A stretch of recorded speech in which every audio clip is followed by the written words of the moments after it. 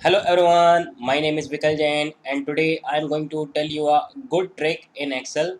So we are going to copy our data from Excel to MS Word and we will copy as it is, and if we will change our original data then our Word file will also change. Then how we can deal with that kind of situations? So let me tell you. So just open a new Word file like this. Now what we are going to do, we are going to copy this data, press Ctrl C.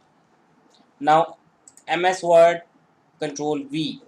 Now what you need to do, you need to just come here and click on link and keep source formatting.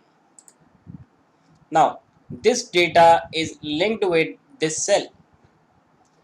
Now what is happening over here, if I will change any formatting, for example I'm making it blue, I'm putting comma, removing decimals. Now you can see the MS Word file, it is also changing. What if I will change any value, for example I am changing my first value from 3000 to 5000, so it will also change that. So you may use this trick in MS Word, MS Outlook, PowerPoint and so on. So keep enjoying and keep learning.